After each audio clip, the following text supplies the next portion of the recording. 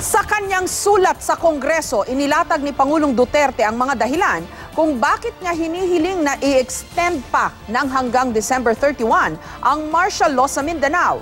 Dinipensahan din ng ilang defense at security officials sa mga senador ang paghingi nila ng martial law extension. May report si Jamsi Sante. Matagumpay naman daw ang operasyon ng militar laban sa Maute ISIS sa Marawi City sa loob ng 60 araw na martial law. Pero hindi raw sapat ang panahon para tuluyang masugpo ang mga teroristang grupo sa paghahasik ng lagim sa Mindanao. Patuloy na malaya pa rin daw kasi ang mga lider tulad ni na Isnilon Hapilon, ang magkakapatid na Maute at ang dayuhang financier nila na si Mahmoud bin Ahmad. Kahit pa raw nakakulong ang mag-asawang Maute at patay na ang isa sa mga anak na si Mohamed Kayam. Bukod pa dyan, may iba pang teroristang grupong tulad ng Abu Sayyaf, BIFF at iba pa na gustong magtayo ng waliyat o caliphate sa Mindanao. Pinondohan daw sila ni Hapilon para atakihin ang ilang probinsya sa Mindanao. Ang pondo ng Maute galing daw sa drug facility na nasa loob ng Marawi City at hawak pa ng Maute ISIS. Sa Senado kanina, nag-closed door briefing ang mga defense and security officials ukol sa sitwasyon sa Mindanao para depensahan ang hinihiling nilang extension ng martial law hanggang December 31 ng taong ito. Yung martial law nga, it should not be looked at as the solution to everything there. But certainly we need martial law to address the armed threat. Kailangan mo dyan ang de-radicalization, countering violent extremism, which are long-term activities that we should pursue.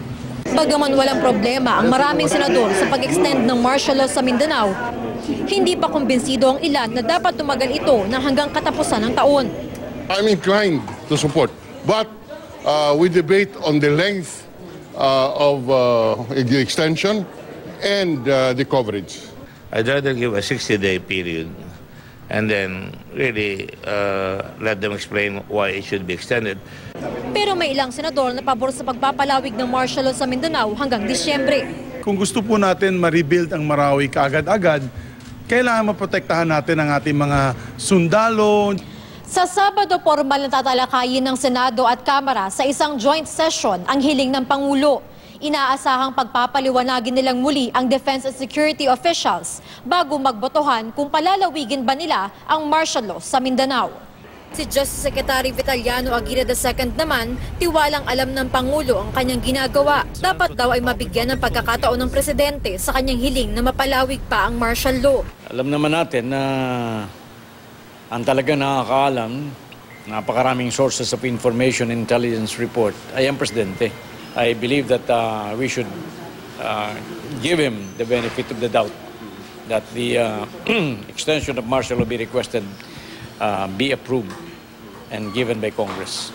Si Vice President Leni Robredo naman, sinabing mas maiging pakinggan muna ang dahilan ng Pangulo para i-extend ng batas militar sa Mindanao sa special session ng Kongreso sa Sabado.